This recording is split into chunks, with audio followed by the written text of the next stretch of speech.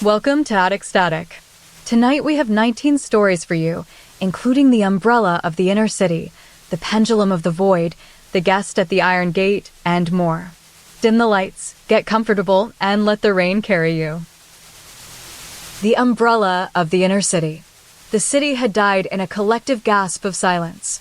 When the power failed, the hum of the refrigerator and the rhythmic ticking of the wall clock vanished, replaced by a heavy, velvet vacuum. I sat at my desk, a single kerosene lamp casting a pool of amber light over the crisis hotline console. Usually, this hour was reserved for the weary souls of the suburbs, but tonight, the callers were different. They weren't just tired, they were listening. Outside, the snow began to fall not in flakes, but in heavy, silent clumps that seemed to swallow the sound of the wind. I adjusted my headset and took the first call. "Hello, this is Station 4. Who is calling?" A voice, thin as a wire, whispered back. "It's just me at 12, Maple Lane." I blinked. It was specific. Then came another. "I'm at 88 Orchard Street." Each caller gave an address, and each time the lamp flickered as if something were drawing breath in the room with me. By the third call, the air felt colder. The snow outside began to pile against the windows, but as I watched from my desk, I noticed something peculiar about the ground. Every footprint left by the people outside, the neighbors walking to their porches or the birds landing on fences, was filled perfectly with a layer of white powder. Except for mine. Every time I stepped away from my chair, the snow seemed to vanish beneath my feet, leaving nothing but smooth, undisturbed frost. Station 4, a voice crackled through the headset, barely audible over the rising wind. "I'm at your doorstep." It's coming closer. The address was mine. My own front door. I felt a prickle of unease on my neck. The snow outside began to churn, moving in rhythmic pulses like a heartbeat. Then came the sound, a metallic clatter like dry wood striking stone. It was followed by a wet, suctioning noise, as if something were being pulled through mud. "It's at the gate," the caller whispered. I stood up, my chair scraping against the floorboards. The lamp threw long, distorted shadows against the walls. From the hallway, the sound grew louder, a series of sharp clicks and groans. It wasn't just walking, it was unfolding. I peered toward the door. In the hallway, a shape emerged from the gloom. It was built from hundreds of broken umbrella ribs, curved pieces of dark wood and polished metal that intersected at jagged angles. It didn't have a face in the traditional sense, but its head was a cluster of radiating spokes that vibrated with every movement. As it moved toward me, it began to open. Each rib expanded outward, creating more space for its body to occupy.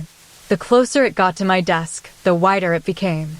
It didn't just grow in size, it grew in complexity, its ribs overlapping like the scales of a geometric fish. By the time it reached the center of the room, it was nearly as wide as the table. It moved with a strange, swaying motion, its metal tips clicking against the floorboards like knitting needles. I held my breath, watching the way the ribs pulsed. "You're here," I whispered to the empty air. The entity stopped. Its outermost ribs flared out so far they brushed against the walls, making the room feel small and intimate. It didn't have a mouth, but it produced a sound, a deep, resonant hum that vibrated in my chest. Then, the very last rib at its core began to push outward, blooming like a flower made of iron. It finally clicked into place, opening just wide enough to reveal a single, glowing point of light at its center. The snow outside stopped falling instantly, and the silence returned, heavier than before. I realized then that it wasn't just moving toward me, it was expanding to encompass me. It reached out with a curved rib, tapping my forehead with a soft, metallic clink. When I looked down into its wide, open center, I saw that it had finally opened completely, revealing not an eye or a mouth, but a perfect reflection of the room we were in, except in the reflection, I was already standing perfectly still, and it was moving toward me. The Pendulum of the Void. Log entry 01. The dam is holding. Water levels are optimal. My task is simple. Watch the pressure gauges and ensure the spillways remain dormant while the world sleeps. I am alone in the control room, a concrete bunker perched high above the reservoir. Outside, The silence is heavy, broken only by the low hum of the turbines deep underground.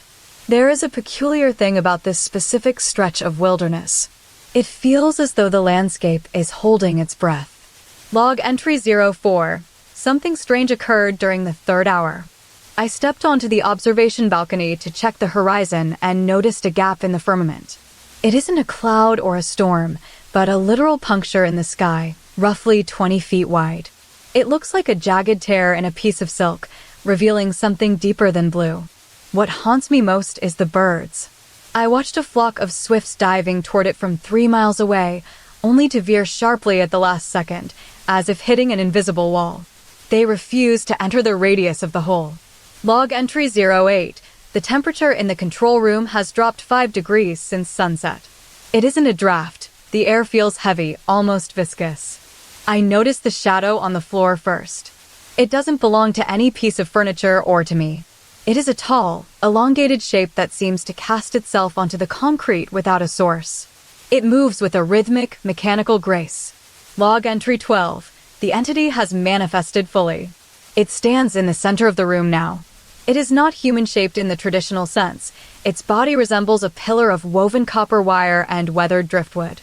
It lacks a face, possessing instead a series of concentric brass rings that spin slowly around a central point where a mouth should be. Most unsettling is its movement. It does not walk or glide. It remains anchored to one spot on the floor, rotating in place like the hand of a clock. Every 60 seconds, it completes a full revolution. When it turns, I hear a sound like wet velvet being pulled across a violin string. Log entry 15. The hole in the sky is expanding. From inside the control room, it seems to be pulling at the edges of reality. The entity's rotation is becoming faster. It no longer waits for the 60-second mark. It spins with increasing urgency, its copper wire limbs trailing behind like a dancer's skirt. Every time it completes a revolution, the brass rings on its head emit a low, resonant chime. Log entry 18. I tried to leave the room. The door was locked from the outside, but more importantly, the hallway seemed to stretch into infinity as I approached it. The entity is now spinning so rapidly that its copper body becomes a blur of bronze and brown. It feels as though it is trying to drill into the very fabric of the air. Log entry 21. The hole in the sky has finally reached the dam. A jagged piece of the atmosphere has fallen down like a heavy curtain, hovering just above the water. Inside that hole, I can see shapes that aren't quite solid, shifting colors that don't have names. The entity is now spinning at a frantic pace. It no longer moves in circles, it pulses. Each rotation creates a ripple in the air, making my own skin vibrate. Log entry 24. The chime from its rings has become a constant drone. I am sitting in my chair, paralyzed. The entity is no longer just rotating, it is pulling the room toward itself. The gauges are spinning wildly, though the water pressure remains steady. It feels as if the entity is trying to suck the entire control room into that puncture in the sky. Log entry 26. It happened. The entity reached its maximum velocity. With a sound like a cracked bell, it stopped instantly. In that moment of perfect stillness, the copper wires tightened and the driftwood segments fused together into a single, seamless spire. Log entry 30. The hole in the sky has swallowed the dam. It opened wide, a hungry mouth of void, and inhaled everything: the water, the concrete, and the silence. I am still here, suspended in the center of the vacuum. The entity is no longer rotating. It has extended its copper arms out to touch the walls of my world. It reached out and touched my shoulder with a hand made of woven wire. Log entry 31. The hole is gone now. The dam is gone. There is only the entity, standing in the center of a new, silent universe, waiting for me to stop breathing. The guest at the Iron Gate. I am speaking into this microphone because, for 3 years, I was told that what I saw in the stockyard was merely a trick of the moonlight or a hallucination born of isolation. But when you live with something, the doubt eventually curdles into a heavy, constant weight. The stockyard was a graveyard of steel and silence. At midnight, it felt less like a place for livestock and more like a cathedral for industrial waste. I worked there alone, overseeing the rows of empty pens where cattle used to huddle. There were no animals left by that time, only the smell of damp hay and the metallic tang of rusted wire. Every morning, before the sun had fully breached the horizon, I would walk through the center aisle to inspect the gate. And every single morning, there was a chair pulled out from the heavy oak table in the center of the yard. It wasn't just moved, it was positioned with intentionality, angled toward the furthest corner of the fence, as if someone had just finished watching something very important. On the first day, I thought the wind did it. On the second day, I blamed the vibration of a passing truck. By the fourth day, I realized that the chair didn't move on its own, and I hadn't touched it. It sat there, expectant, holding a space for an occupant who wasn't visible to my eyes. Then, one Tuesday, I saw it. It wasn't standing behind the chair, but rather in it. It was a towering presence made of what looked like woven copper wire and damp velvet. It didn't have a face in the traditional sense. Instead, its head was a cluster of hundreds of tiny, iridescent scales that shifted color from deep indigo to burnt orange as it breathed. It stood with a patient, load-bearing stability, its body perfectly vertical, lacking any unnecessary joints or protruding limbs. It had 4 thick, trunk-like pillars for legs, each ending in a wide, flat pad that didn't leave a footprint, but rather seemed to press into the earth like a heavy seal. I stopped in my tracks, the air around it feeling suddenly dense and humid. The entity didn't move when I entered the yard. It simply existed there, its velvet texture absorbing the dim light of the lanterns. "Are you waiting for someone?" I whispered, my voice cracking in the vast emptiness. The scales on its head rippled, producing a sound like dozens of tiny bells ringing underwater. It didn't speak, but it leaned forward just an inch, a movement so deliberate and heavy that the oak table groaned under the slight shift in weight. For weeks, it remained my constant companion. It never walked. It simply appeared in different pens as the days progressed, always maintaining its stoic, furniture-like posture. It was a creature of permanence. One evening, I sat on the ground next to it and noticed that while it was perfectly still, the shadow it cast didn't match its shape. Its shadow had a jagged, flickering edge, moving even when the entity itself remained frozen. The horror began to set in not from what it did, but from how it stayed. It was a patient observer of my existence. I started to notice that whenever it sat in that chair, the surrounding silence felt different. It wasn't just an absence of noise. It was a deliberate, held breath. One night, after a heavy rain, I found it standing in the center of the largest pen, its scales glowing with a faint, bioluminescent pulse. It was no longer sitting. It stood tall, its copper wire body shimmering. I reached out to touch one of its velvet sides, and for a second, I felt a vibration, a low hum that resonated in my teeth. Then, it did something it had never done before. It turned toward me. Not just tilted, but pivoted with the grinding sound of stone on stone. Its scales settled into a uniform, matte black. I realized then that it wasn't watching the fence or the pens. It had been waiting for me to notice it. It was an entity of immense weight and patience, a creature designed to endure. On my final night at the stockyard, I found it sitting in its chair one last time. As I prepared to leave for good, I turned back. The chair was empty, but there were 4 deep indentations in the dirt where its pillars had rested, perfectly circular and still warm. I walked toward the exit, my footsteps echoing against the iron gates, feeling the lingering weight of its gaze. Even now, when it is quiet, I can feel that pressure on the back of my neck, as if something heavy is still leaning forward in the dark, waiting for me to sit down beside it. The buffering wait. Read this carefully before you clock in for your first shift at the mangrove maze. You'll be stationed at the tide lock, the central hub where the kayaks eventually gather as the water retreats. Most people think the mangroves are just trees, but they're actually the ribs of a very large, sleeping lung. When the tide falls, it creates a silence so heavy it feels like weight on your eardrums. You will hear the sound of paddles hitting water first, then the rhythmic breathing of the tourists, and finally, the clicking. Do not be startled by the click. It is the sound of the queue beginning to move. As you stand at the center of the maze, you will see them, a line of people waiting for something they cannot quite name. They aren't just standing there. They are suspended in a state of perfect, motionless anticipation. Some are holding invisible fruits, others have their hands cupped as if catching rain that hasn't fallen yet. They don't speak to each other. If a tourist asks you why they aren't moving, tell them simply, they are waiting for the buffer. The horror starts when the queue realizes you are watching them. You will see a ripple move from the front of the line to the back, a slight shudder in their shoulders, a communal intake of breath that makes the mangroves groan. That is the moment the entity begins to manifest. It doesn't appear all at once. Instead, it emerges from the center of the crowd as a spinning wheel of texture and light. It looks like a massive, rotating gear made of wet velvet and iridescent scales, pulsing with a rhythmic hum. This is the buffering wheel.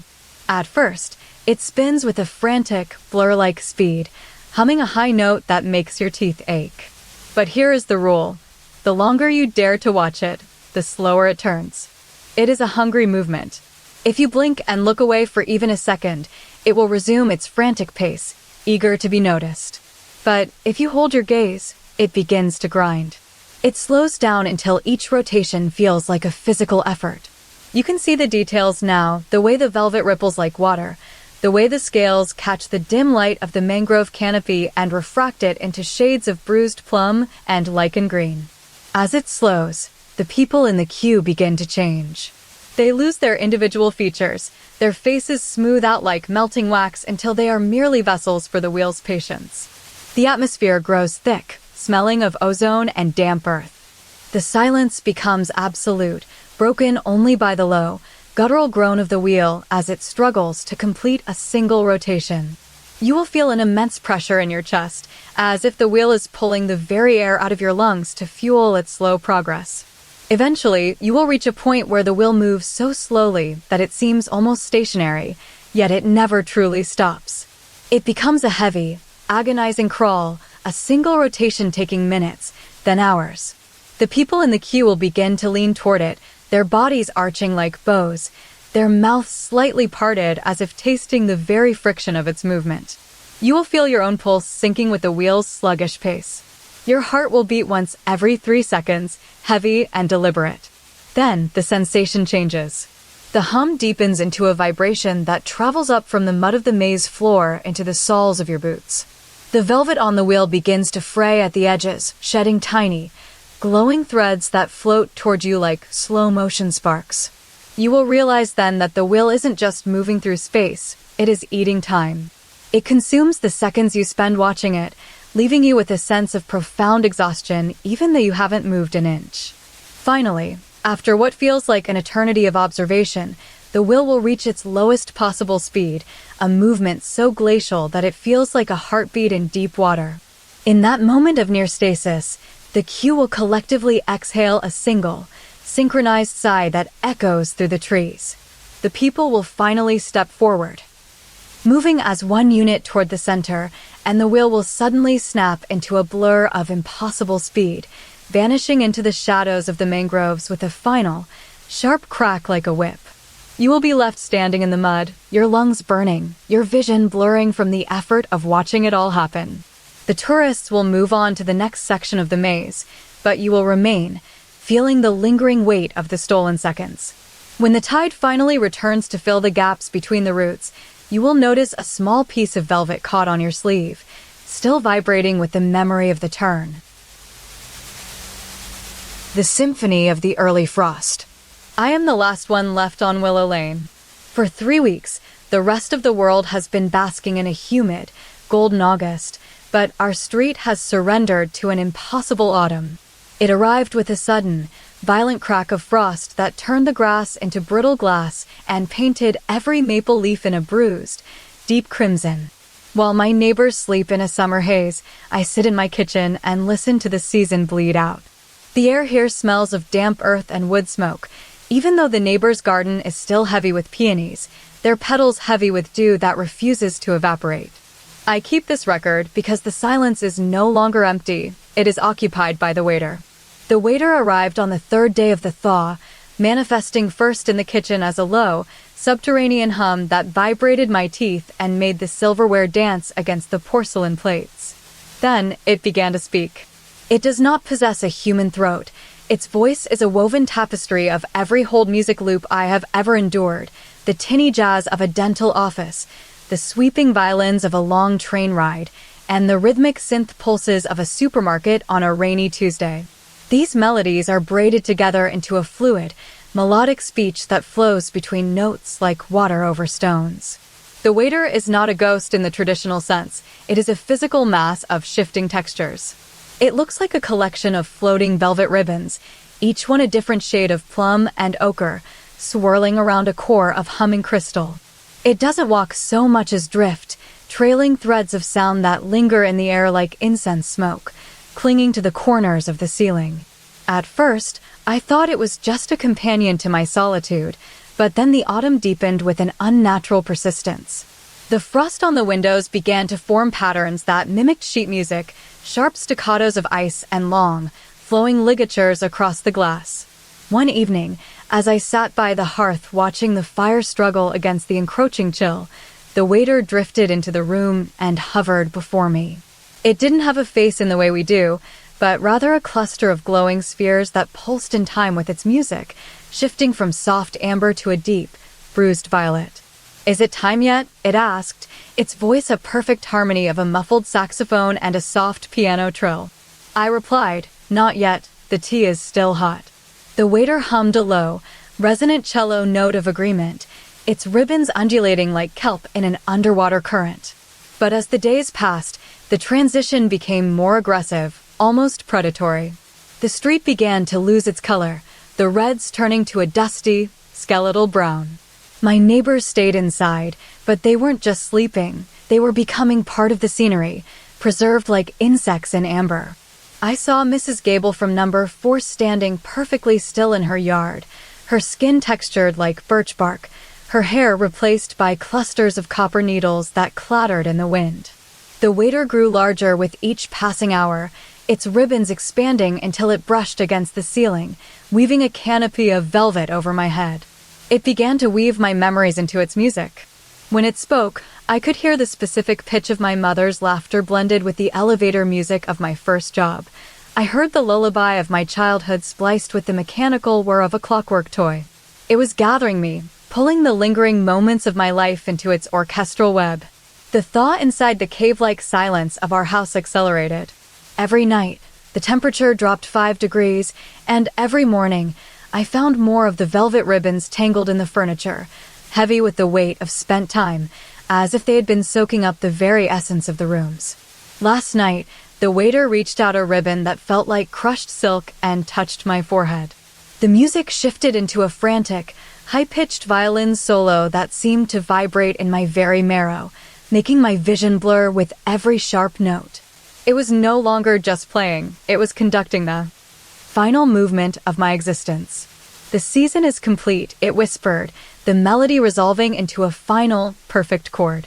The last leaf on the oak tree outside turned to ash and blew away, leaving the street in a monochrome winter of absolute stillness. I am the only thing left moving in this frozen kingdom, but as I reached out to touch the waiter's humming core, I realized it wasn't just observing my life. It was consuming the gaps between my breaths. The music finally stopped, and for the first time in weeks, there was a perfect, suffocating silence. I looked up to see the ribbons begin to tighten around my own limbs, pulling me into the weave of its masterpiece. The guest in the empty bed. I posted this photo of my childhood home because people always ask why I never went back after the winter of 1998. The one-room schoolhouse on the gravel road wasn't just a building, it was a memory of silence until the year my mother decided to move in alone. She didn't live there for long, but she spent every afternoon in that dusty room. In this picture, you can see the small cot tucked against the back wall, covered in a heavy wool blanket. It is the bed she insisted on making every single day, even though we were often sleeping on the floor or out in the yard. She would smooth the fabric with her palms and whisper, "Rest now," as if someone were already waiting for it. The strangest thing was that when we lived there, the cot was almost always empty. My mother used to say it belonged to our brother, Leo, who had passed away before he could ever truly settle into the schoolhouse life. But as I grew older, I realized she wasn't just making the bed for a memory, she was making it for a presence. One Tuesday, while the wind whistled through the cracks in the timber walls, I sat on the floor watching her. She pulled the blanket up to the headboard with a rhythmic grace, then paused. Her hand lingered on the pillow for a heartbeat too long. "He's coming soon," she murmured. I looked at the cot and saw nothing but dust motes dancing in the light. That night, as we prepared to leave for dinner, I heard a soft, wet sound from the back of the room, the sound of a heavy weight shifting on fabric. I turned around, expecting to see Leo's ghost, but instead, I saw my mother standing by the bed.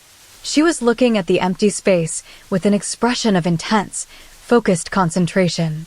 When she spoke, her voice didn't come from her throat. It seemed to vibrate out of her chest. "He likes the warmth," she said. That night, I couldn't sleep because I kept listening to the cot. At midnight, a low hum began, a vibration that made the floorboards shiver. It wasn't a ghost sigh, it was a rhythmic, pulsing thrum. Then came the sound of skin meeting cotton. Asterisk squeak. Thump. Asterisk. My mother sat up in her chair and watched the bed. "He's awake," she whispered. I crept toward the cot, my heart hammering against my ribs. The blanket was no longer flat. It had a distinct lump in the center, as if someone were sitting there. But there was no one visible. I reached out a trembling hand to touch the fold of the wool. As my fingers brushed the surface, the lump shifted toward me.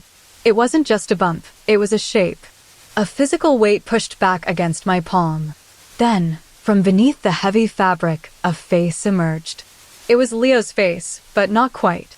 He had my brother's nose and his messy hair, but his skin was the color of bruised plums, and his ears were slightly too large, drooping like velvet petals. His eyes weren't just pupils, they were deep, swirling pools of amber liquid that seemed to spin in opposite directions. Most unsettling of all was his mouth. It didn't have teeth, instead, it had a row of soft, rounded nubs like those on a peach. He looked at me, and for the first time, I saw how he moved. He didn't float. He rolled over the bed like a heavy stone in water. "Hungry?" he asked. His voice was a perfect mimicry of my own, yet it sounded as if it were being spoken underwater. My mother smiled, her face glowing with a strange pride. "He's learning," she said. The next morning, I woke up to find the cot completely flat again. No lump, no plum-colored skin, no amber pools. My mother was standing in the doorway, holding a basket of apples. She looked exhausted, as if she had spent the whole night listening. "He's hiding today," she whispered. But when I looked at the bed, the wool blanket wasn't smooth.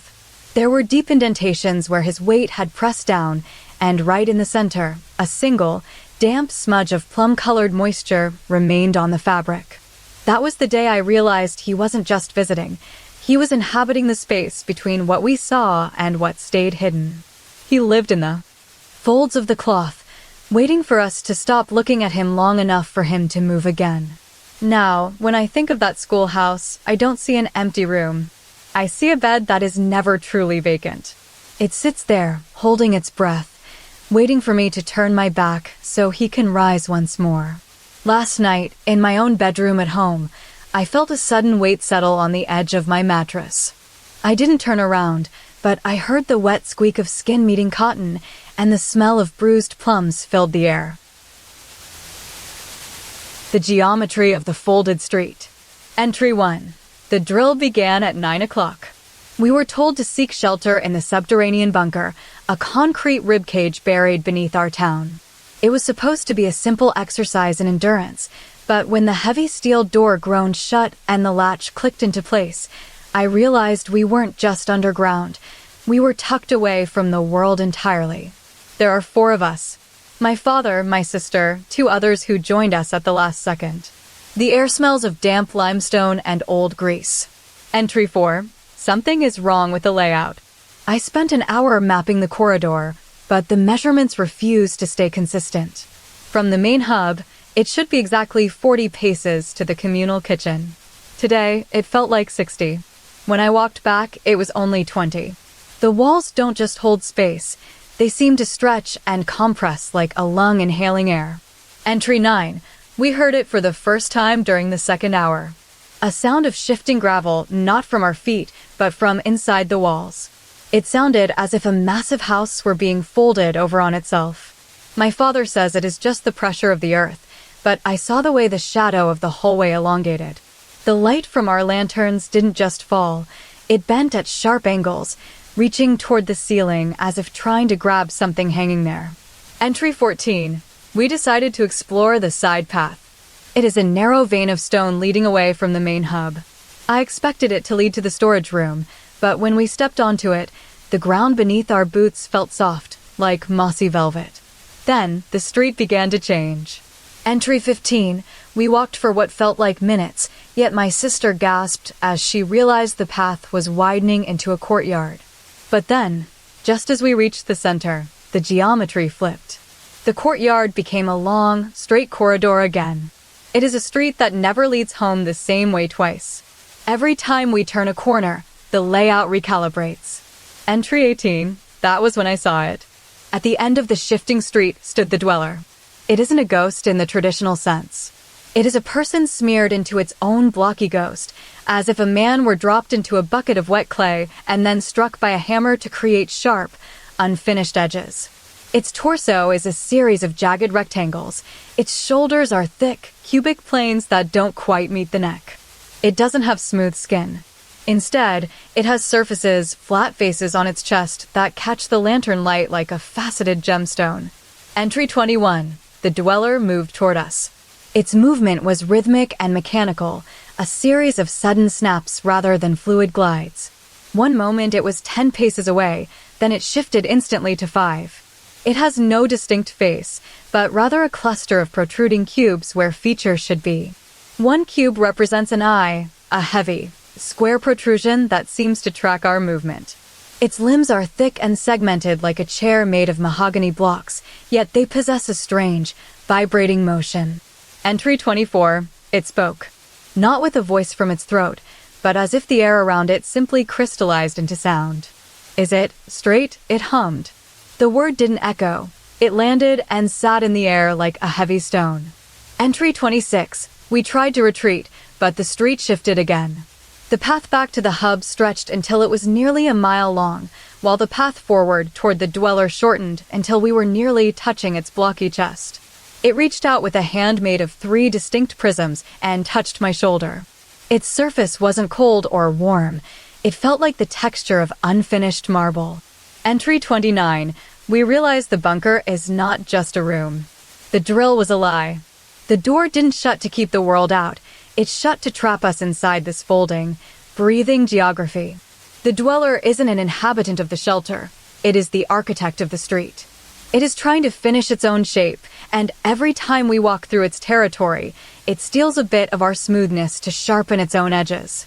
Entry 30. We are still here. The door to the outside hasn't moved, but when I look at it now, it is no longer on the wall. It is on the ceiling, and the street has folded over itself so many times that up and forward have become the same direction. The dweller stands before us again, its blocky form vibrating with a low hum of satisfaction. Entry 31. I reached out to touch it one last time, but as my hand met its side, I felt a sharp prick. A piece of my own thumb had become square-edged. The dweller is slowly turning us into itself, and there is no more room left in the street for anything that isn't a cube. The delivery to the echoing canyon. Customer note: please leave at the base of the tower. It's a bit windy today, so hold onto the package tight. Also, if you hear me call out from the canyon floor, don't be alarmed. It's just my voice returning to me. Delivery status: in progress, approximate. The app says I am currently navigating the pine needle paths toward the fire lookout tower, but the GPS has been spinning in circles for 3 miles.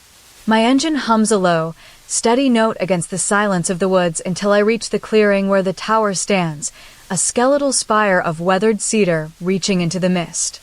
The instructions say drop off at the door, but as I approach, I notice there is no door on the ground level, only a spiraling staircase that seems to lead upward into a crown of timber and glass. My cargo, a heavy wooden crate bound in twine, feels strangely warm against my hip, pulsing with a rhythmic thrum like a slow heartbeat. I climb the stairs, each step groaning under my weight, until I reach the observation deck.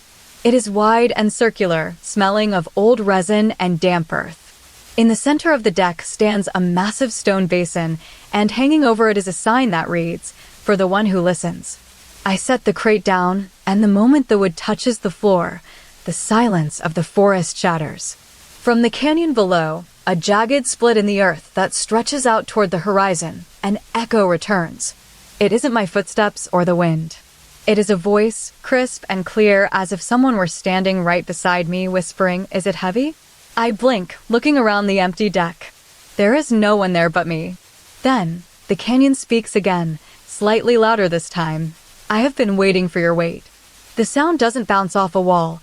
It seems to emerge from the very air of the ravine, as if the abyss itself has vocal cords. I look down into the depths. There is no far wall, just a sloping descent that fades into a hazy violet shadow. Yet, the voice is perfectly centered. It feels like it's coming from a single throat, but when I listen closely, there is a microscopic friction behind the words, a sound of thousands of tiny, clicking joints moving in unison. From the shadows of the canyon, something begins to rise. At first, it looks like a ripple in the air, a shimmering wave of movement. Then it resolves into a swarm. It is not one creature, but 1,000 small, teardrop-shaped entities, each no bigger than a grape. They are covered in iridescent scales that shimmer between copper and moss green. They don't have faces in the traditional sense. Instead, they possess dozens of tiny, fluttering cilia that vibrate like the hairs on a moth's wing. They move as a single mass, a fluid cloud of clicking shells. The swarm flows out of the canyon like a river of liquid jewels, pouring up the slope and onto the observation deck. They don't walk. They roll and tumble over one another, weaving a tapestry of sound. As they reach my feet, the voice speaks again, more insistent now. We are ready to carry it. The swarm surrounds the crate, hundreds of tiny bodies pressing against the wood. They pulse with a soft, amber light. I reach out a hand, and a few of the small things leap onto my knuckles, their cilia tickling my skin like 1,000 microscopic eyelashes. They aren't separate individuals anymore. They have synchronized their movements so perfectly that they behave as one singular organism. They lift the crate together, moving with a grace that defies their sheer numbers. The voice is no longer just an echo. It is a unified roar of 1,000 tiny mouths speaking at the exact same millisecond. "We are your servant." I realize then that the swarm isn't just moving the package to the center of the deck. They are pulling it toward the edge, toward the abyss. They move with such purpose that I find myself leaning over the railing, my breath hitching in my chest. The swarm reaches the very lip of the stone basin and heaves. The crate tips forward, tilting into the void. For a second, there is total silence. Then, the swarm lets out one final, collective hum, and they dive off the edge together, falling like a heavy curtain of copper scales. I watch them disappear into the canyon, following the crate down into the darkness, where there is no floor to catch them. The voice returns one last time, no longer an echo, but a whisper that seems to vibrate inside my own skull. "We are home." I look down at the empty deck, then back at the canyon, realizing that the swarm hasn't landed yet. They are still falling, and the sound of their 1,000 clicking shells is getting louder as they reach me. The most unsettling part isn't the way they moved, but the fact that, even though the crate hit the bottom 3 seconds ago, I can still hear them screaming in unison from the depths below. The Preemptive Shadow. I never thought I'd be the one to call a rideshare at 2 a.m. on a Tuesday, but the rain was turning the city into a watercolor painting of blurred neon and wet asphalt. When I tapped the app, the car arrived in minutes, a dented sedan with a humming engine that sounded like it had seen better days. The driver didn't speak, but his face was set in a mask of professional neutrality as he pulled into traffic. We were heading toward the old St. Jude's Asylum, a massive brick structure that had been condemned for 40 years because of its unruly inhabitants on the upper floors. I hadn't actually put an address into the GPS. I just wanted to go somewhere quiet. The app, however, seemed to have a mind of its own. As soon as we crossed the threshold of the asylum's gates, the blue navigation line began to pulse and recalculate. It wasn't heading toward the main lobby. Instead, it was carving a path toward a specific, unmarked balcony on the highest floor. "Is there a specific room you're aiming for?" I asked, my voice cracking slightly in the cavernous space of the courtyard. The driver didn't answer immediately. He just nodded toward the dashboard. Suddenly, the car lurched to a halt in front of the heavy oak doors leading to the attic level. "The destination is changing," he whispered, his first words of the night. We stepped out into the hallway of the condemned floor. It smelled of old plaster and lime, a dusty scent that coated the back of my throat. The silence here was heavy, almost tactile. I started walking toward the end of the corridor, my footsteps echoing with a rhythmic thud-thud-thud. That was when I saw him. He was standing near a row of rusted iron bed frames. He was a man of average height, wearing a heavy wool coat that looked like it had been woven from thick, muddy twine. His skin wasn't pale, it had the texture of weathered bark, and his hair was a wild thicket of copper wires. But it was his shadow that caught my breath. It didn't follow him. It moved with an eerie independence. Every time he took a step, his shadow would strike the floor exactly 1 second before his heel touched the ground. It was as if his silhouette were a scout, running ahead to claim the space before he arrived. I stopped walking, surprised by his stillness. "Hello," I said, my voice barely a ripple in the air. The moment the word left my lips, the man froze. Not just his body, his shadow also locked into place instantly. He didn't blink. It was as if my speech had physically anchored him to the floor. I took another step forward, the wood creaking under my weight. "Do you live here?" I tried again. Again, he went perfectly still. The air felt thicker now, heavy with the weight of his attention. He wasn't just listening, he was reacting to the vibration of my voice. Whenever I paused, he remained a statue. Whenever I spoke, he became a monument. It was a strange, rhythmic dance of movement and stasis. The car's GPS pinged again, the blue line spinning wildly as it recalculated toward a tiny alcove at the very end of the hall. The man began to move then, but his shadow was doing something peculiar. As he walked toward me, his shadow stretched out in front of him like a long, reaching arm, tapping the floor with a rounded tip before his torso even moved. He reached the center of the hallway and stopped. "Why do you wait for me to speak?" I asked, my heart hammering against my ribs. He didn't move until the final syllable faded. Then he shifted his weight, his shadow blooming across the floor like a spilled ink blot. He took a step forward, and his shadow reached out to touch my feet before his chest could reach mine. The distance between us shrank. I realized then that every time I spoke, his shadow would leap toward me, claiming my space first, as if trying to catch me before the sound of my voice could finish traveling through the air. The GPS gave one final chirp. The blue line settled on a single point, the very spot where he stood. "We are here," the driver's voice echoed from behind me. Though I hadn't realized he had followed us into the hall. He was standing by the door, his face half hidden in the gloom. The man in the wool coat finally looked at me. His hair seemed to shimmer like copper filaments. He opened his mouth as if to speak, but instead of a sound, he simply let out a long breath that smelled of damp earth. Then he took one final step forward. His shadow surged ahead, covering my entire body in a pool of dark gray. He didn't move again until I whispered his name, a name I hadn't even known until the moment it left my throat. Elias. As the sound vibrated through the hall, he finally moved his head to meet my gaze, but his shadow had already reached out and gripped my shoulders with a weight that felt like solid stone. The Recurrence of the Frost Bloom. Please, just listen to the recording before you enter. It is the only way to understand what happened in the final winter of St. Jude's Alpine Sanatorium. I am speaking to you as a captive, a voice trapped in the heavy, pine-scented air of the ward. At first, we thought it was merely the exhaustion of the altitude.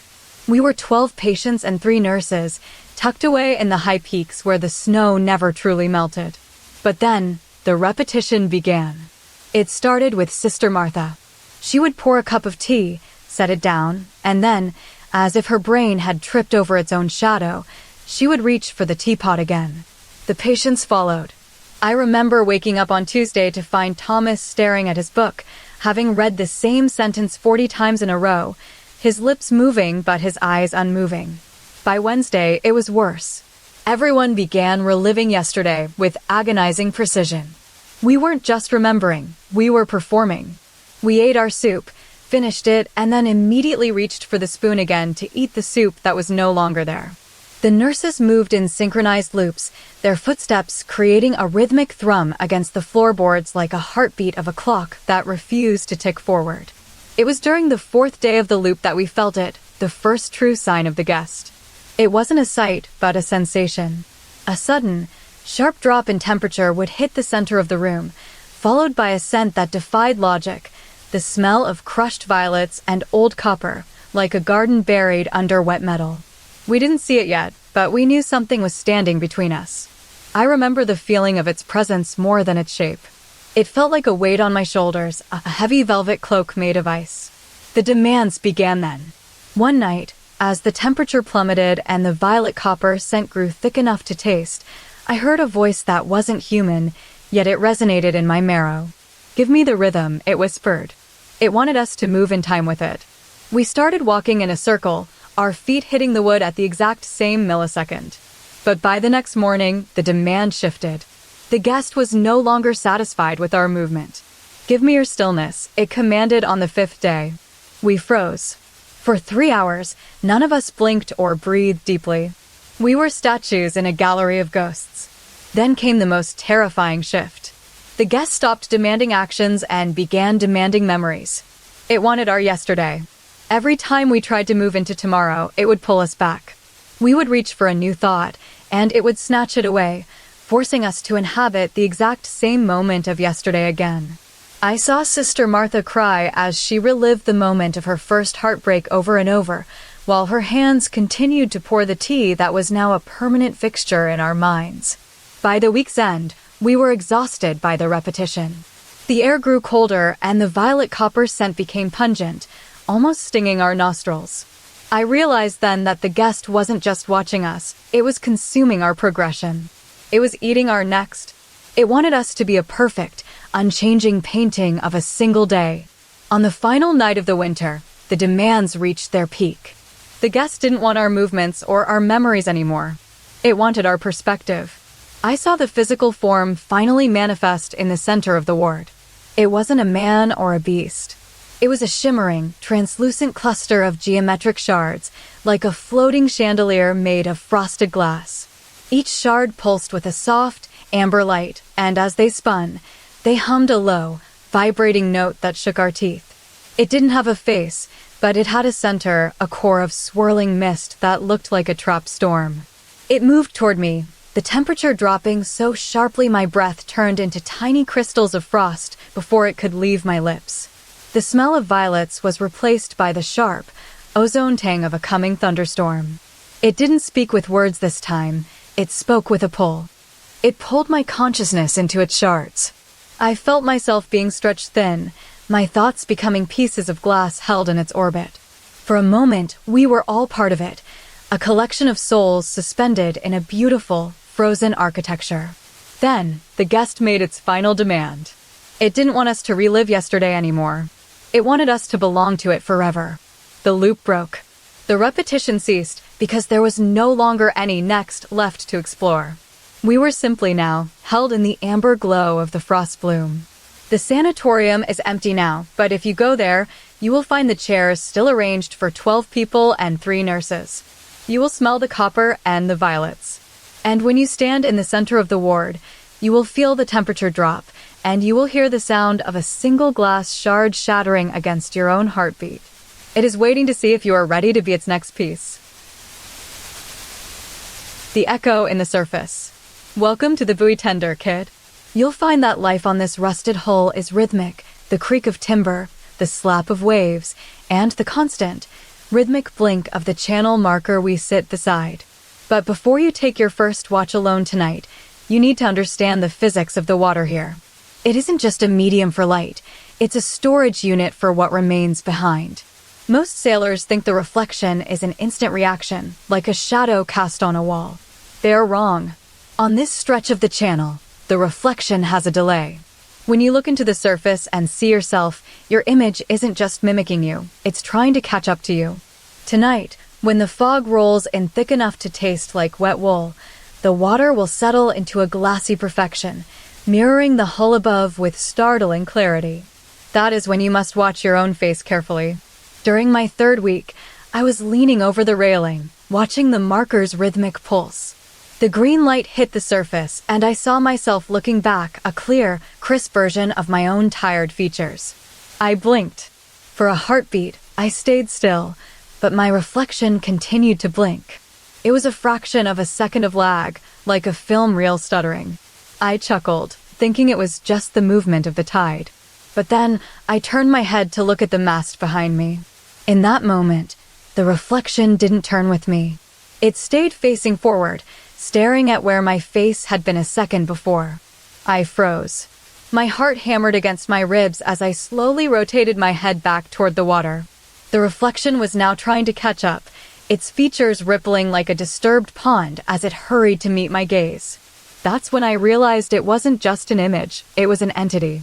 It was the silence. You see, the silence isn't a lack of noise. It is a physical shape cut out of the air, perfectly molded to the form of a voice that used to exist, but has since been forgotten by everyone living. Physically, it doesn't look like a person. It looks like a shimmering fracture in the air, about the size of a man, with jagged edges like cracked porcelain and a texture resembling crushed velvet submerged in oil. It has no face in the traditional sense, but rather a swirling core of iridescent vapor that shifts from violet to deep bronze. When it moves, it doesn't walk. It glides like a ripple traveling across a pond. During my 4th night, the silence began to emerge from the water more frequently. I was sitting on a bench near the stern when I saw it rise, a shimmering mass of velvet and vapor that mirrored my posture perfectly for 3 seconds before independent movement took over. It would mimic my movements with agonizing precision, but always with that slight, haunting delay. Every time I reached out to touch it, my hand would pass through cold, humming air. One night, the fog became so dense that the channel marker was just a ghost of light. I sat perfectly still, terrified of what the water would show me. I looked down and saw my reflection reach out toward me. It wasn't waiting for me to move, it was reaching for me while I remained stationary. The ripple of its hand touched my actual chin in the air, even though the surface of the water hadn't moved an inch. I felt a sudden, sharp chill, not from the wind, but from the sensation of something solid yet ethereal brushing against my skin. It was then that the silence began to change. Instead of just mimicking me, it started to anticipate me. When I prepared to stand up, the reflection had already begun its rise. When I opened my mouth to speak, the shimmering vapor expanded as if it were preparing to catch the sound of a word I hadn't yet uttered. It was learning my rhythm. By the end of my 1st month, the delay disappeared entirely. The reflection became a twin, moving in perfect synchronicity with my every twitch. But then, something shifted. I stopped moving for an entire minute, holding my breath, watching the water. My reflection stayed perfectly still, too. Then, without any prompt from me, the reflection's face suddenly widened into a grin of jagged porcelain shards. It didn't wait for me to smile. It simply decided to. A low hum vibrated through the timber of the boat, the sound of the silence finally finding its own shape. I realized then that it wasn't just mimicking my movements anymore, it was beginning to lead them. One evening, as the sun dipped below the horizon, leaving only the green pulse of the marker, I saw the reflection do something impossible. It closed its eyes while mine were wide open. It reached out and grasped my actual wrist beneath the surface of the water, pulling me down just an inch. The sensation was like being touched by a handful of silk-covered ice. I looked into the water one last time before the watch ended. My reflection wasn't looking at me anymore. It was looking past me, toward the deck above, as if it were preparing to step out of the water and take my place entirely. When you go out there tonight, kid, don't be surprised if you see yourself in the water. Just remember, once it learns your every move, it won't need you to lead it anymore. The Resonating Carriage. I didn't realize the train was full until I felt the collective weight of the sleepers. It was a night coach, a heavy wooden beast climbing the mountain switchbacks, swaying with a rhythmic, grinding groan as it ascended into the jagged peaks. The air inside smelled of wet wool and old cedar. Every passenger was huddled in their own private nook, faces illuminated by the amber glow of small lanterns. At first, the The silence was thick, broken only by the metallic shriek of wheels against iron. Then, a sensation washed over me, a synchronization of life. Without warning, every single person in the carriage exhaled at the exact same millisecond. It wasn't just a shared breath, it was a perfectly unified puff of air that caused the lanterns to flicker and the dust motes to dance in unison. I looked up, my heart hammering against my ribs. Across from me, an elderly man with a furrowed brow blew out his breath at the same moment as the young woman 3 rose down, and even the stoic soldier by the window. It was a communal sigh of relief, or perhaps a shared recognition of something we couldn't yet see. As the train curved into a sharper bend, the rhythmic tapping began. It wasn't coming from the wheels anymore. It came from the walls.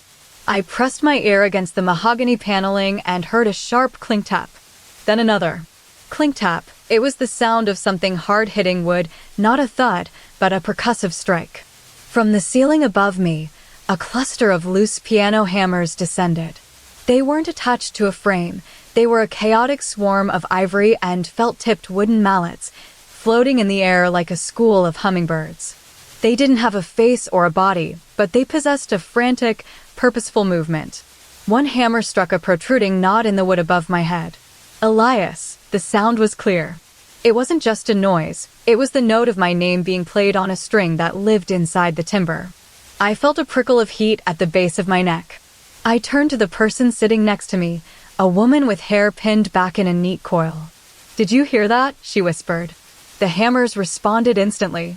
They swarmed toward her section of the carriage, their felt heads bobbing as they struck the wall again. "Sarah," she gasped, her eyes widening. The hammers weren't just naming us, they were searching. I watched them dance through the air, their tiny wooden bodies vibrating with energy. They moved with a strange, jerky grace, mimicking the motion of an invisible hand striking a keyboard. They seemed to be fueled by the very breath we had shared earlier. Every time someone spoke or shifted in their seat, the hammers would react, spinning in tight circles before finding their next target. The train entered a long, steep tunnel where the light vanished completely. In the darkness, the hammers began to glow with a faint, pearlescent shimmer. They multiplied. From the rafters and the floorboards, dozens more emerged, hundreds of tiny wooden mallets raining down like soft hail. The sound became a frantic symphony of percussion. Each hammer found a name. Julian, Marcus, Elena. The names were being struck in rapid succession, a percussive roll that echoed off the curved ceiling. I realized then that they weren't just naming the passengers, they were marking us. Every time a hammer struck a name, the person it named felt a strange, tugging sensation at their chest, as if an invisible thread were being pulled. The hammers were measuring our presence. Suddenly, the train hit a violent jolt on a switchback, throwing everyone forward. For a moment, the carriage went silent. All the hammers hovered in midair, suspended like a cloud of frozen notes. Then, they began to move faster. They didn't just tap now, they began to strike the same name over and over again, creating a rapid-fire staccato that vibrated through my teeth. Elias, Elias, Elias. They swarmed toward me, hundreds of them circling my head like a crown of wooden birds. They struck the wall behind my head, then the seat. In front of me, then the floor beneath my feet. The name was no longer just a sound, it was a physical weight. I could feel the hammers pulling at my skin, trying to pin me to the spot. The other passengers had stopped moving. They were staring at me, their faces bathed in the pearlescent glow of the swinging mallets. "Are they finishing?" the old man asked, his voice trembling. I didn't have time to answer before the hammers made one final, desperate leap. They all converged on a single point in front of my face, striking simultaneously with a deafening crack that echoed through the entire carriage. Elias. Then, they fell still. The glow faded. The hammers settled onto the seats and the floor like discarded seeds. Silence returned to the night coach, heavier than before. I looked at the wall where the last strike had landed. A small indentation remained in the wood, perfectly shaped like a thumbprint. I realized then that the hammers weren't just naming us to identify us, they were selecting our turn. The train began to slow as it reached the final peak, and I felt the weight of the collective breath return. We all exhaled together once more, a long, weary sigh that seemed to empty our lungs completely. I looked toward the very back of the carriage, where a new set of hammers had just emerged from the shadows of the ceiling. They were waiting for the next name to be born. The draft of the deep. The hum of the oil rig is a constant, vibrating heartbeat that never stops. Down here, 400 meters below the surface, the world is divided into two states: the pressurized chaos of the machinery and the heavy, suffocating silence of the water outside. I am on watch during the graveyard shift, a time when the lights are dimmed to a dim amber glow and the crew sleeps in staggered waves. My cabin is small, a metal box that smells of brine and industrial grease, but it feels like a sanctuary until the pressure begins to press against the walls. Beside my bunk sits Leo, my 6-year-old nephew. He was born on this rig, a creature of steel and salt, and he has an uncanny ability to find things people miss. Tonight, he isn't sleeping. He is staring at the heavy oak wardrobe that stands in the corner of our cramped room. It is an heirloom from the surface, a massive piece of wood that feels out of place among the rivets and pipes. Leo points a small finger at the gap between the door and the frame. "It's still there," he whispers, his voice barely cutting through the thrum of the engines. I look at the empty space, seeing nothing but shadows. To me, it is just a closet containing spare blankets and heavy sweaters. But Leo insists that something occupies that void. For 3 days, he has been watching it, claiming that the guest is waiting. He doesn't see a ghost or a monster. He sees a presence. I try to soothe him, telling him it's just his imagination playing tricks in the deep. "It's only a shadow, Leo," I say, reaching out to pat his head. But as I speak, a sudden, sharp chill pierces the air. It isn't a breeze from a window. There are no windows open here, but a localized pocket of frigid air that slices through the room like a blade. The temperature drops 10 degrees in an instant, and with it comes the shape. It isn't a solid body, but a perfect outline of a person standing just inside the wardrobe's threshold. It has no skin or hair. It is a silhouette made of shivering atmosphere. It looks like a tall man slightly hunched forward, his shoulders broad and heavy, his head inclined as if listening to the grinding of the tectonic plates below. It isn't white or gray. It is the color of deep water held in a glass, a translucent, shimmering navy that seems to vibrate with the rig's pulse. Leo's eyes widen. He's moving, he breathes. I feel the hair on my arm stand up. The outline moves closer, not by walking, but by expanding its borders into the room.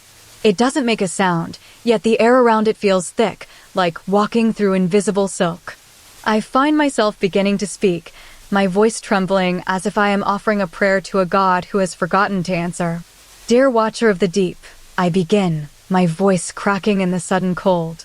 "Thank you for choosing this small box of ours." The silhouette inches forward another step, and the frost begins to crystallize on the edge of the bunk. The draft is so sharp now that it feels like a physical weight against my chest. My prayer starts to shift, the words flowing out of me not as a plea, but as a confession of everything I have kept hidden in the crushing dark of the ocean. "I confess that I am afraid of the scale of the world," I whisper. "I confess that I often feel small and insignificant against the weight of the water." The entity stops. It is now standing just 3 feet away from my bed. Its outline is sharp, defined by a faint shimmer of blue light. It doesn't have a face in the traditional sense, but the part of the draft where a face should be seems to ripple like the surface of a disturbed pond. Leo watches it with rapt attention, his small hand reaching out as if to touch the cold air. "Is he hungry?" Leo asks. The draft pulses. For a second, the outline expands outward, engulfing both of us in a swirl of freezing mist that smells of old minerals and ancient salt. I feel its presence settle into my marrow, a lingering ache of ice. "He isn't hungry," Leo says, his voice filled with a strange certainty. "He's just tired of being alone." The silhouette takes one final step forward, moving from the wardrobe to the very center of the room, standing directly between us and the door. It stands perfectly still, a towering pillar of freezing air that holds its shape against the swaying of the rig. I hold my breath, waiting for it to do something, to speak, to vanish, to reach out. but it simply remains there, an invisible tenant in our metal home. As the hum of the machinery continues, the draft finally leans inward toward us, its outline blurring at the edges as if it is beginning to breathe. I realize then that it isn't just a shape made of cold. It is the memory of something that lived in the deep before the rig was ever built. Leo closes his eyes and sighs contentedly, while I watch the frost gather on my own eyelashes. The visitor doesn't leave when we sleep. It simply waits for us to join it in its frozen kingdom. As I finally lay my head down, the draft leans over me, and I feel the exact outline of a hand, or what feels like a hand, settle onto my forehead, heavy as a mountain of ice. The rubber-bound guest. I found the first receipt tucked into my coat pocket, a crumpled slip for a tin of tea, dated 3 months before I entered the Blackwood Reach. It was the start of the investigation, or what I could piece together from the scraps of paper and tickets scattered across my desk. The forest wasn't just dead, it was a graveyard of charcoal. Even now, weeks later, the air carries that heavy, resinous scent of old smoke, a ghost of the wildfire that stripped the bark from every trunk and turned the loam into a soot-stained velvet.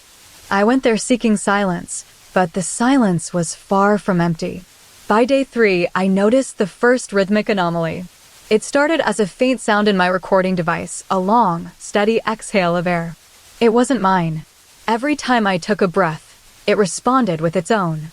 But there was a catch. The moment I held my breath to listen better, the sound would stop instantly, as if something were waiting for me to finish my inhale before daring to release its own. On day 6, I found the first ticket, a transit pass from the village outskirts, marked with a strange smudge of soot. That was the day I saw it for the first time. It wasn't hiding in the shadows. It was standing perfectly still behind a charred cedar tree. It didn't have skin or fur. Instead, its entire form was composed of hundreds of thick, tan rubber bands, knotted and looped together to create a shape that felt both organic and industrial. It had a bulbous head made of clustered loops, a torso like a woven basket, and limbs that moved with a strange, clicking friction. It didn't have eyes in the traditional sense. Instead, it had 2 large, tension bands on its face that vibrated when it felt something nearby. It was beautiful in a geometric way, but utterly unsettling. The first time I spoke to it, my voice cracked in the dry air. "Who are you?" I asked. It didn't answer with words. Instead, it released a sharp, whistling puff of air. As I moved deeper into the scorched timber, the tension between us grew. I started to realize that the entity wasn't just reacting to my breath, it was reacting to the volume of it. When I breathed deeply, the rubber bands would contract, tightening their knots until the body seemed to shrink inward like a collapsing accordion. It would flinch, its surface groaning with the sound of stretching latex. By day 9, I had stopped trying to move quickly. Every step felt like an invitation for it to expand. I found another ticket in my boot, a theater pass from a town that no longer existed on the map. The entity was closer now, always trailing me just beyond the reach of my flashlight. It didn't walk so much as it pulsed forward, each movement accompanied by a soft thrum as the rubber bands slid against one another. On the final night, I sat perfectly still on a stump of blackened oak. The smell of smoke was thick enough to taste. I looked at the creature. It stood only 5 feet away now. Its body was a complex web of tension. I realized that it wasn't just holding its shape, it was trying to mimic my own anatomy, but without the softness of flesh. I decided to test the limits of our silent pact. I took a massive, deliberate breath, filling my lungs until they felt ready to burst. The creature reacted instantly, its knotted body snapping inward, the rubber bands pulling so tight that it became a dense, compact ball of tension, vibrating with a low hum. Then I held it. I held my breath for 10 seconds, counting in my mind. During those 10 seconds, the forest was dead silent. No wind, no cricket, no rustle of soot. The creature remained frozen, its rubbery surface taut as a drumhead. It seemed to be waiting for permission. I felt it watching me with those 2 vibrating bands on its face. Finally, I exhaled in one long, shuddering stream. The creature didn't just relax, it surged outward. The knots loosened, and the rubber bands expanded until it was twice as large as before. It leaned toward me, its head of loops hovering inches from my nose. It took a breath, a deep, wet-sounding pull of air that seemed to suck the oxygen right out of my own lungs. Then, it did something I hadn't expected. It didn't move away. It stayed there, perfectly balanced, its body humming against my face. I reached out a hand to touch one of the knotted loops on its shoulder. The moment my skin met the rubber, the creature froze. It didn't flinch this way. It simply stopped. I realized then that it wasn't just an observer. It was a collector of moments. It waited for me to breathe so that it could know how much space I occupied. I stood up and began the long walk back toward the edge of the scorched woods, my footsteps heavy on the soot. The creature followed at a steady pace, its body expanding and contracting in a rhythmic dance with my own lungs. It was no longer a mystery, it was a companion of necessity. I reached the clearing where my camp stood and turned to look back one last time. It was standing right behind me, its knotted body vibrating softly as it mirrored my steady pace. I took one final, deep breath before closing my eyes to sleep, but as I let the air out, I felt a sudden, sharp tug on the back of my neck. The creature had reached out and tightened its own knots around my shoulders, pulling me into its permanent grip. Just then, the forest fell silent again, waiting for my next breath. The margin of the Voyager. I found it in a dusty corner of a seaside bookshop, a thick, leather-bound volume of poetry that felt heavier than its size suggested. Its owner had been an avid traveler, and every single page was crowded with handwritten notes in the margins. I bought it for a pittance, thinking the ink would provide company during my solo voyage across the Atlantic. By the third night at sea, I was settled into my narrow cabin, the steady hum of the engines acting as a lullaby. The room was small, lit by a single overhead bulb, with a tiny balcony outside that felt like a private island in the middle of the dark ocean. I sat on the edge of my bunk, tracing the script of the previous owner's notes. They weren't just observations about the poems, they were frantic, conversational snippets directed at someone or something else. On page 42, the ink was smudged as if by a trembling hand. "He likes the porch light," the note read. I looked up confused. There was no porch in my cabin, only a small exterior door leading to the balcony. On page 50, the handwriting became more jagged. "It clicks on when you decide to leave." I frowned. I hadn't decided to leave yet, but I felt a strange prickle at the back of my neck. The air in the cabin felt heavy, as if it were being pushed by an invisible weight. I turned to page 68, where the notes became sparse and desperate. "She is sitting on the edge of the seat," one line whispered. "Don't look at her yet." Just then, a sharp click echoed through the room. To my right, a small, brass wall lamp, one I hadn't even noticed before, suddenly flared to life. It cast a warm, amber glow over the velvet curtains. I froze. My heart hammered against my ribs because I hadn't consciously decided to stand up. I had only just thought about it as I reached for my tea. I blinked, and for a split second, I saw her. She was tucked into the corner of the ceiling, not the floor. She was an old woman with skin that looked like crumpled parchment, wearing a dress made of heavy, moth-eaten lace. But it was her joints that stole my breath. When she moved, they didn't hinge smoothly. They folded inward like a collapsing accordion. Her elbows bent toward her ribs, and her knees seemed to tuck behind her shins as if she were trying to occupy the smallest amount of space possible. I blinked again, and she was gone. The lamp remained lit. "Are you there?" I whispered into the shadows. Click, the lamp flickered twice, then stayed bright. I realized then that she wasn't just moving when I looked at her. She was repositioning herself to be hidden when I blinked or turned my head. She was a creature of the periphery. On page 80, the note read, "She bends until she can hide behind your eyelids." Every time I tried to stand up to walk toward the balcony, the lamp would pop on before my feet hit the floor. It was as if she were anticipating my intent, preparing the stage for her arrival. By the fifth night, the notes began to change again. The handwriting became erratic, almost frantic. "She is folding now," one note said. "She is becoming a knot." I lay in bed that night, watching the lamp. I didn't want to move. I wanted to stay perfectly still so she wouldn't know what I was planning.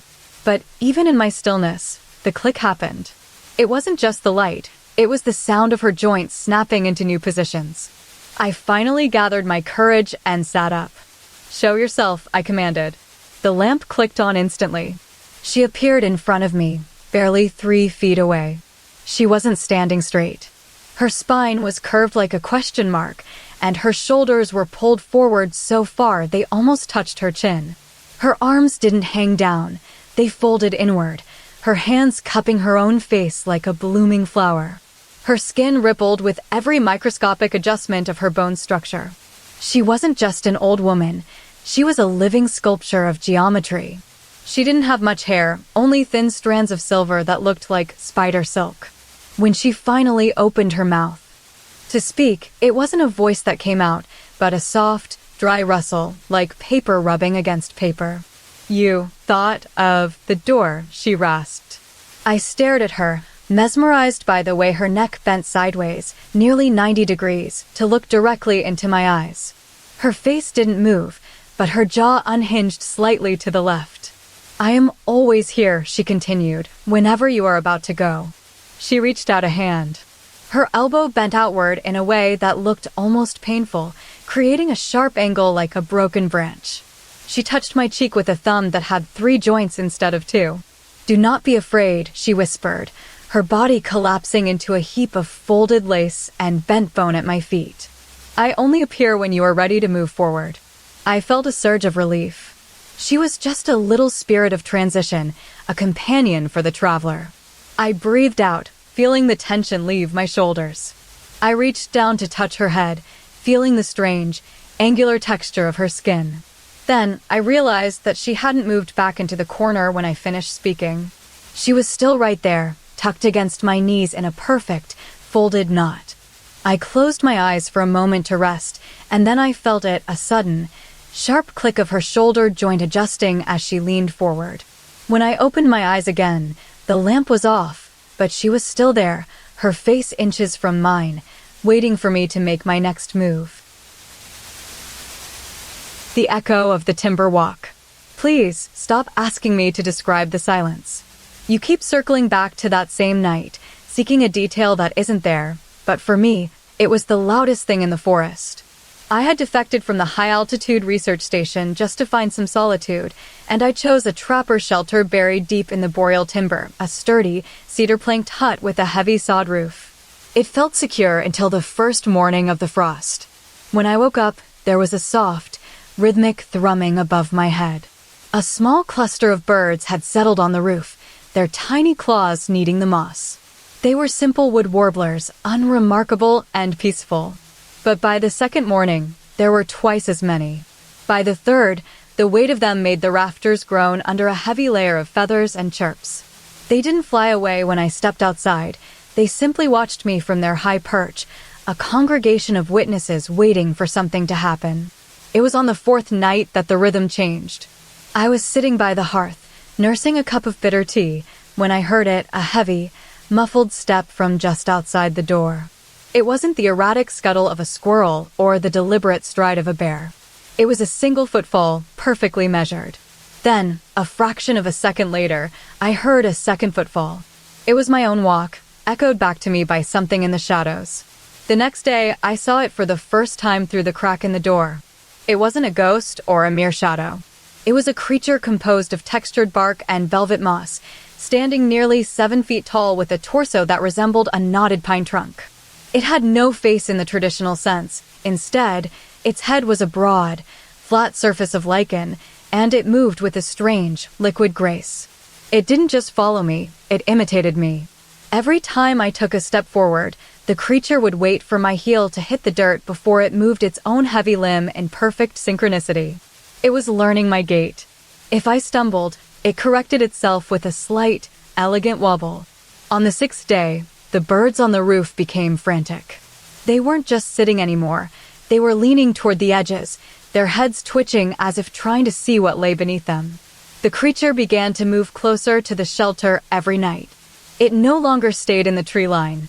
It stood at the threshold, its lichen-covered head swaying slightly. I tried to surprise it. I sprinted toward the door, my boots thudding against the packed earth. 1 beat later, a dull thump responded from the darkness, the creature running with me, its heavy limbs mimicking my pace until we both skidded to a halt. The birds erupted in a chaotic symphony of trills, fluttering their wings against the sod roof. I realized then that they weren't just watching me, they were watching us both. They were counting our movements. By the 9th night, the weight of the birds was immense. The roof sagged under the pressure of 50 feathered bodies. The creature stood right at the entrance, its bark-like skin rough and pitted like old oak. It had begun to refine its mimicry. When I raised my left hand to rub my temple, it raised a heavy, branch-like limb on its right side. When I sighed, a low, vibrating hum escaped from its lichen face, a perfect imitation of the pitch of my breath. It was no longer just copying my movement, it was capturing my essence. On the 10th night, I decided to test the limits of its devotion. I sat perfectly still in the center of the room for 10 minutes. The creature stood outside, poised like a statue. Then, with agonizing slowness, I began to move my fingers one by one. 1 beat later, its branch-like limb flicked. I leaned my head to the left. It tilted its lichen surface to the right.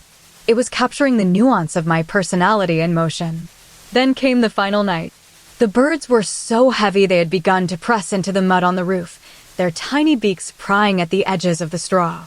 I stood up and walked toward the door, my heart hammering against my ribs. I stopped just before reaching it, my foot hovering in the air. The creature was inches away, its bark skin smelling of damp earth and ancient resin. It waited for me to complete the motion. When I finally pressed my toe down, it followed suit with a satisfying crunch. I reached out a trembling hand to touch its head, but before my skin could meet the lichen, it moved. It didn't just mimic my reach, it completed the gesture for me. Its heavy limb met my hand halfway, grasping my wrist with a grip that felt like warm wood. I held my breath, expecting it to speak or to pull me into its mossy embrace. Instead, it remained perfectly still, holding my hand in the exact position I had frozen it. I took a deep breath and finally spoke to it, my voice cracking in the small room. "Who are you?" I whispered. The creature didn't blink. It waited for 1 beat of silence, and then, from its lichen face, came my own voice, not just the sound of the words, but the exact tremor of my breath, perfectly replicated. I retreated into the shadows of the hearth as it stood there, mimicking my retreat.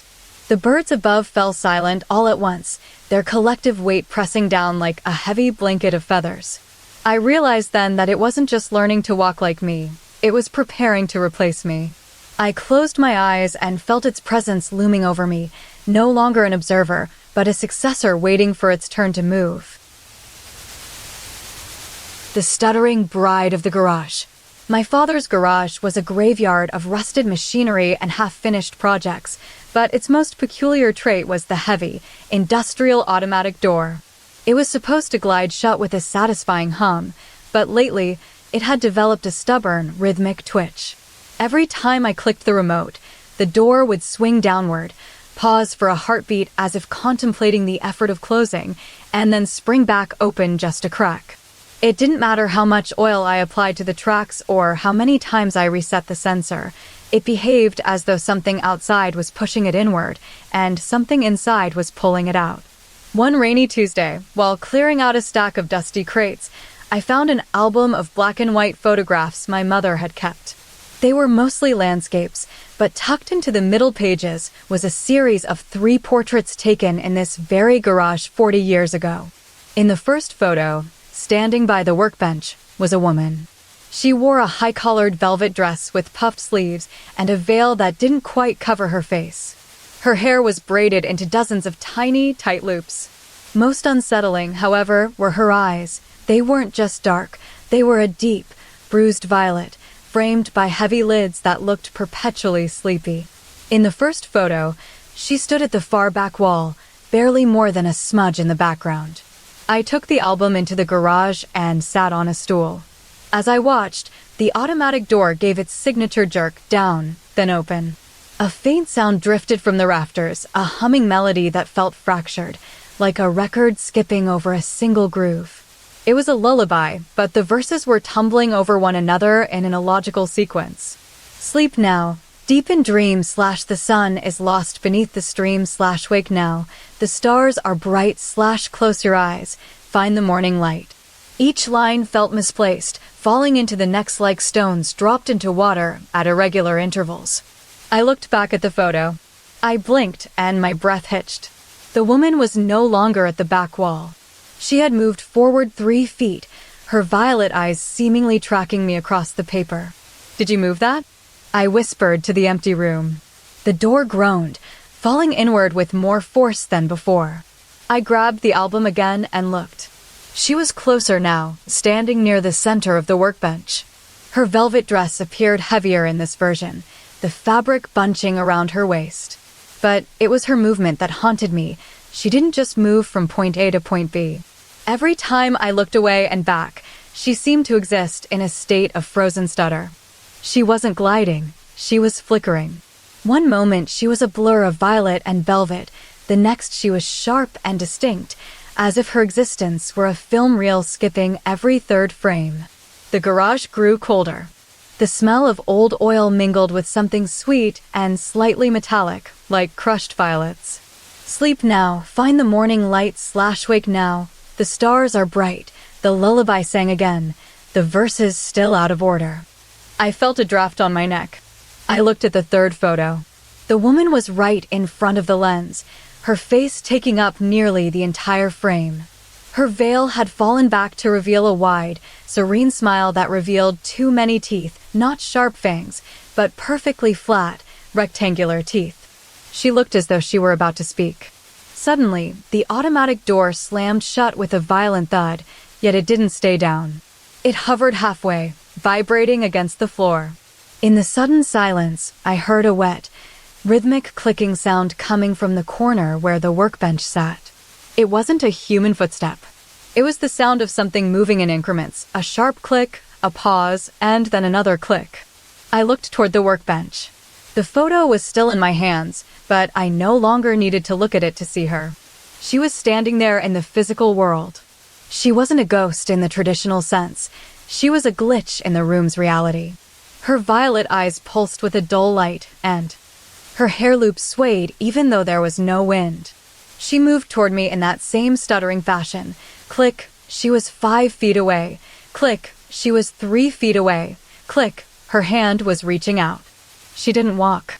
She jumped through the moments of time, appearing closer with every blink I made. The lullaby reached its final, jumbled crescendo. Close your eyes, deep in dream / sleep now. The sun is lost / wake now, the morning light. I felt her cold hand touch my cheek. Her skin didn't feel like flesh, it felt like old parchment left in a humid room. She didn't move her head to look at me, but her eyes did. They rolled independently, scanning my face with that heavy-lidded gaze. I stood up, my chair scraping against the concrete, but she remained perfectly still in her stuttering pose, suspended between 2 inches of space. She opened her mouth, and for a second, her flat teeth caught the dim light of the overhead bulb. Sleep, she breathed, though the word didn't come out as a single sound. It came out in 3 distinct bursts, S-L-eep. Then, she moved one final time. She didn't just step forward, she overlapped with my own space. Her violet eyes merged with mine for a split second, and I felt her velvet dress wrap around my shoulders like a heavy, suffocating hug. The garage fell deathly silent as the door finally, perfectly, clicked into its closed position. I sat in the dark, my heart hammering against my ribs. When I reached up to touch my face, my hand didn't meet my own skin first. It met the cold, velvet texture of her sleeve, and I realized she hadn't just joined me in the room. She had invited me into her frame. When I tried to stand, I found that I couldn't move my legs independently anymore. Every time I tried to take a step, my body would stutter, jumping forward in jagged, uneven leaps as if my own soul were now being played through her broken film reel. The delay of the Grin. Incident report. Bridge Station 4. Overnight shift subject. The neighbor date. October 14th. I used to think that the silence of a toll booth was absolute, but after 3 years of working the midnight shift on the West Span Bridge, I realized the silence is actually crowded. It is thick with the sound of tires hummed against asphalt and the rhythmic clicking of my own breath inside the glass cube. For most of my life, I lived in a house where people were constant.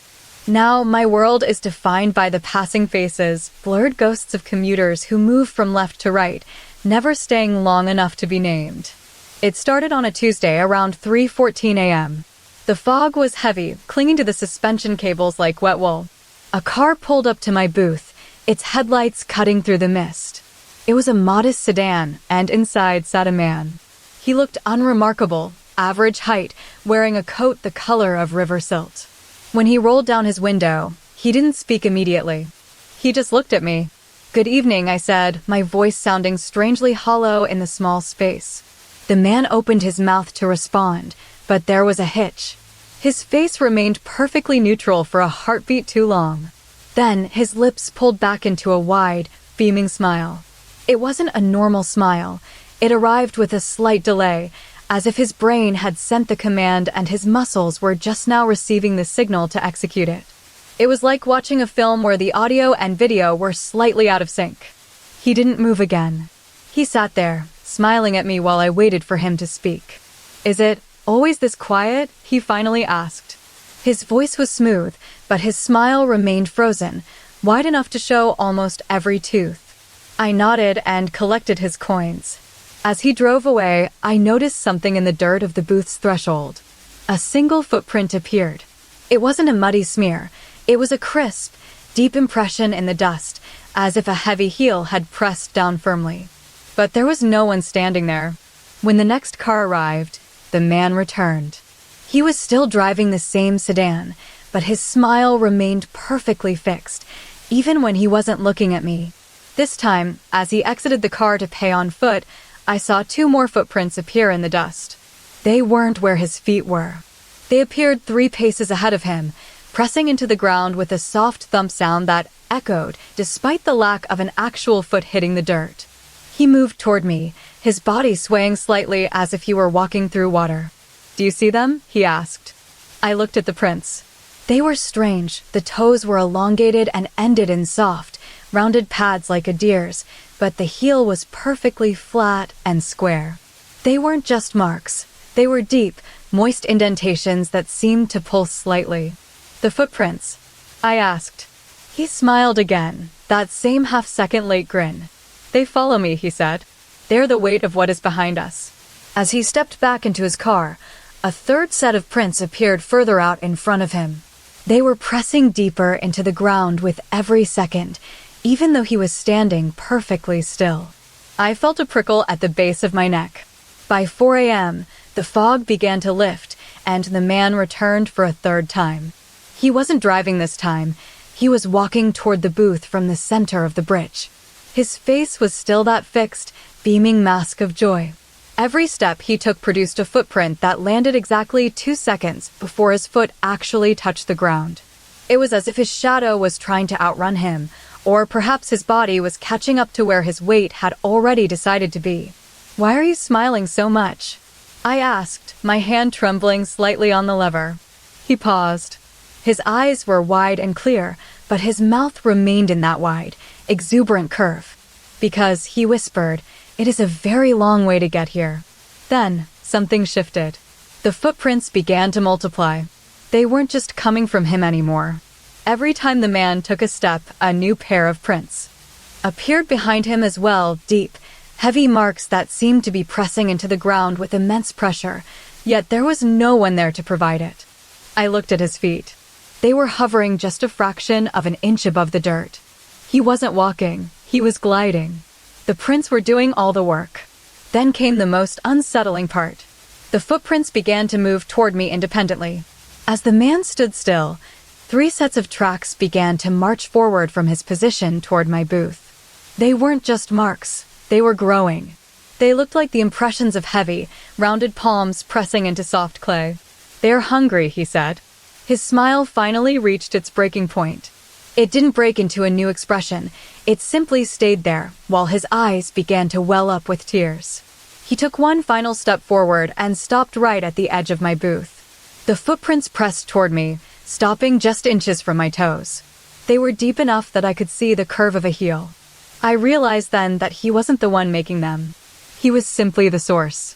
He leaned in closer. His smile was so wide it seemed to stretch his cheeks thin. "They're coming for you next," he whispered. Then he vanished. There was no fade out, no blink of an eye. He simply wasn't there anymore. But the footprints remained. They stayed in the dust, perfectly preserved, as if he had just stepped out of them.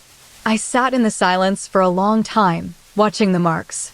Then I heard it, the sound of a single footprint pressing into the dirt right at my feet, even though there was no one standing over me.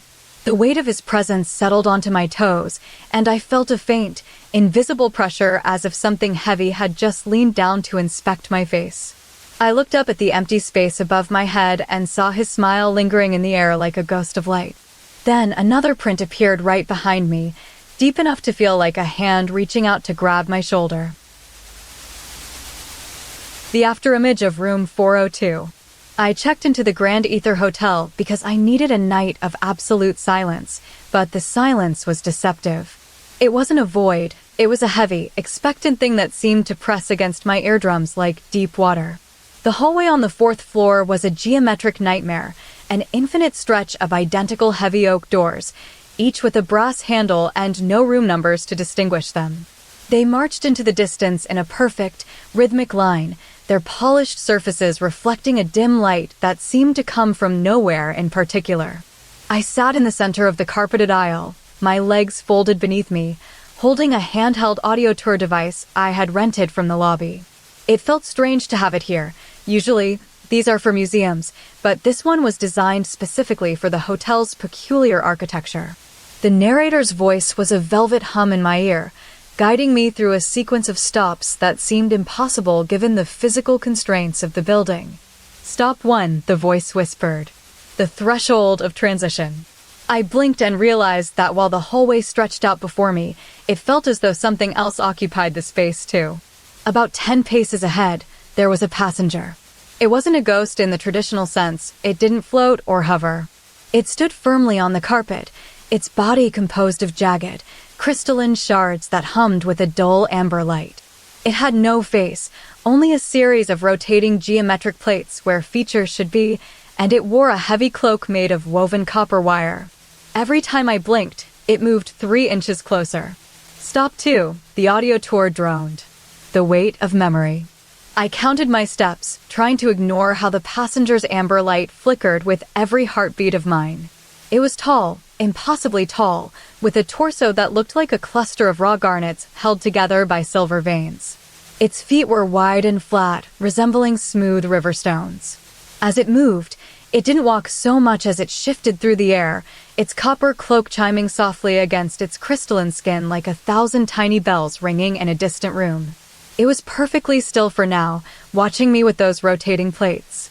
I realized then that it wasn't just standing there. It was waiting for my focus to slip. "Stop 3, the voice continued. The fracture of perception. The hallway seemed to lengthen, the perspective warping until the doors began to blur into a single, continuous curve. Every time I looked at the passenger, its amber glow intensified, casting long, distorted shadows against the oak wood that danced like ink in water. It moved again, a sudden, jerky glide that brought it within 5 feet. It didn't have limbs in the human sense. Instead, it had various protrusions of varying lengths that acted as stabilizers. One large, triangular crystal on its shoulder rotated slowly, clicking like a clock. I tried to focus on the audio tour, but the passenger was becoming harder to ignore. The way its light caught the dust motes made it feel heavy, as if it were pulling the very air toward itself. It was no longer just an inhabitant of the hallway. It felt like a puncture in reality. "Stop 4, the device murmured. The convergence of light. Suddenly, the lights in the corridor flickered and died. For 1 microsecond, a brilliant flash of white light erupted from the ceiling, a spontaneous pulse of energy that felt like a physical weight on my skin. In that split second of illumination, I saw the passenger clearly for the first time. It wasn't just amber, it was a deep, burnt orange, and its copper cloak was actually hundreds of tiny needles vibrating in unison. But more importantly, I realized why it was there. The flash hadn't just revealed it, it had branded it into my vision. Like an afterimage on the retina, the passenger stayed burned into my sight even when the lights returned to a dim, dusty yellow. It was no longer moving by its own will. It was tethered to my gaze. "Stop 5, the audio tour whispered, though its voice sounded further away now. The persistence of vision. I realized that as long as I kept my eyes open, the passenger remained at a fixed distance, hovering between me and the door ahead. But every time I closed my eyes to take a breath, it surged forward with a frantic, hungry motion. When I opened them again, it was closer than before. It was a creature of the blink. "Stop 6, the voice said. The erosion of distance." The hallway began to narrow. The doors were no longer identical. They were starting to lean inward, as if the walls were exhaling toward me. The passenger was now only 2 feet away. I could smell it, a scent of heated metal and old parchment. Its triangular shoulder plate was spinning so fast it hummed a low, vibrating note that rattled my teeth. I felt a strange sensation in my chest, a sympathetic resonance with the crystal's movement. "Stop 7, the device chirped. The shadow of the self." I felt a surge of panic. I wanted to reach out and touch it, but I feared that contact would mean acknowledging its full weight, that if I touched it, I might become part of its geometry. It was no longer just a passenger, it was an intruder in my personal space. Its crystalline body reflected the dim light like a cluster of lanterns. "Stop 8, the audio tour said, its voice becoming slightly distorted. The rhythm of the pulse." I took a deep breath and squeezed my eyes shut for a full 3 seconds, holding my breath until my lungs ached. When I opened them, the passenger was inches from my face. Its rotating plates were spinning in opposite directions, creating a dizzying blur of motion. The copper needles of its cloak were almost brushing against my nose, cold and sharp. "Stop 9, the device spoke with a sudden clarity. The finality of presence." The hallway had shrunk to a mere 3 feet of navigable space. There was nowhere left for me to retreat. The walls were nearly touching my shoulders. I could see the microscopic cracks in its amber crystals, each one filled with a tiny spark of gold. It wasn't just watching me anymore. It was preparing to merge with my world. "Stop 10, the voice whispered, sounding as if it were coming from inside my own head. The unity of the observer." I realized that the passenger wasn't waiting for me to reach a destination. It was waiting for the final blink. The hallway reached its end, and the door at the very front finally revealed itself, a massive, heavy slab of iron. I took one last look at the passenger, which was now so close I could see the heat radiating from its crystalline chest. Then, I closed my eyes for the final time. When I opened them, the hallway was gone, the doors were gone, and the audio tour had fallen silent. The passenger was no longer in front of me. It was standing exactly where I had been standing a moment before, occupying my space with a perfect, heavy permanence. It took a single step forward into the air where my body had just been, its copper cloak rustling as if satisfied. The end. Subscribe for more horror stories and make sure to like.